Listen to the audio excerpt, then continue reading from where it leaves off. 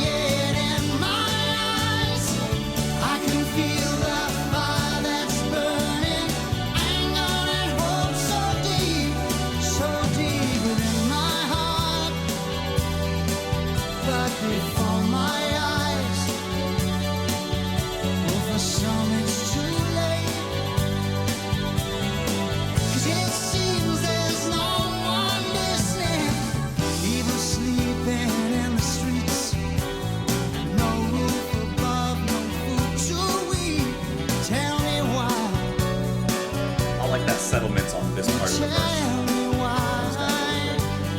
Settles and then see the questions in their eyes.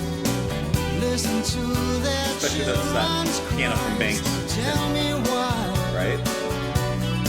Please tell me why. If there's a God, is he watching? Can he give a ray of hope? So much pain, so much sorrow. Tell me, what does he see when he looks at you? And that's settled in the chorus. When he looks at me, what would he say? 'Cause it seems there's no one listening. I like this little riff here. Who would think it still could happen, even in this time and place? Politicians, they may save themselves, but they won't save their face. So hope against hope, it's not too late.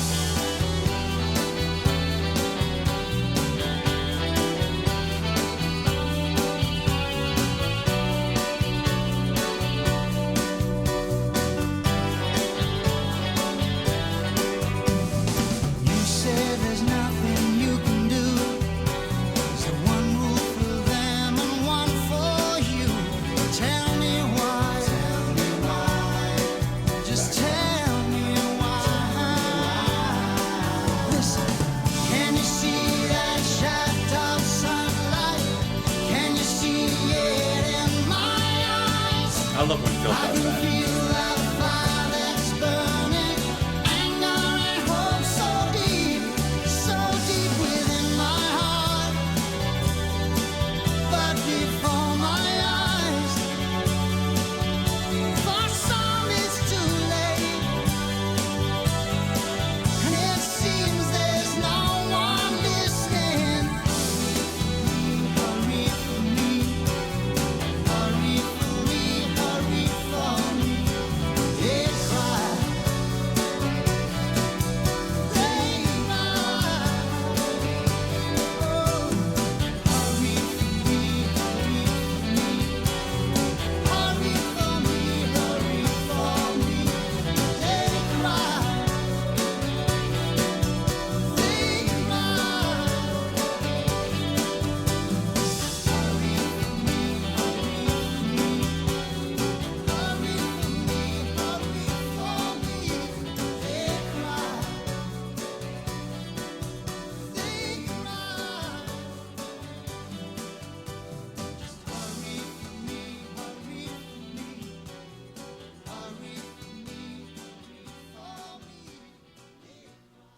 I think Tell Me Why starts off side three, I think, on the right foot. I love that quick, it's a small little sliver of a moment, barely a moment, but the quick little drum fill we have just in the very beginning, I was actually hoping like, oh, are we gonna get like a drum fill? But that's okay. I like the right step in the right direction at that point, just kicks us off into a good gear. Mike's bass playing is nice, has a great flow, but it's his guitar playing alongside with Banks on the piano that I find really nice. I like the atmosphere that they build in here. Now, it's not a new atmosphere like we haven't heard this before from the band, but I think it sounds good. It sounds authentic with how they're playing. A lot of times Banks just kind of hitting the same notes on whatever he's doing, and then Mike kind of adding a little bit, I won't go as far as to say flair, but adding a little sparkle, adding a little tingle into the mix with his guitar playing. There's especially a moment in there, I don't know exactly the timestamp, but there's a moment where he plays just a little bit more of a playful riff for just a moment, and then it goes right back to where it's been going. And I was like, ooh, where are we going, Mike? And while he didn't take me to where I thought he was going to go, I still enjoyed the ride nonetheless and watching the scenery pass as we go. Also, I like how in the song during the verse, and actually during the chorus as well, I kind of mentioned it, but I like how there's almost two sides to the coin. The verse starts off not upbeat necessarily, but on an upper tempo.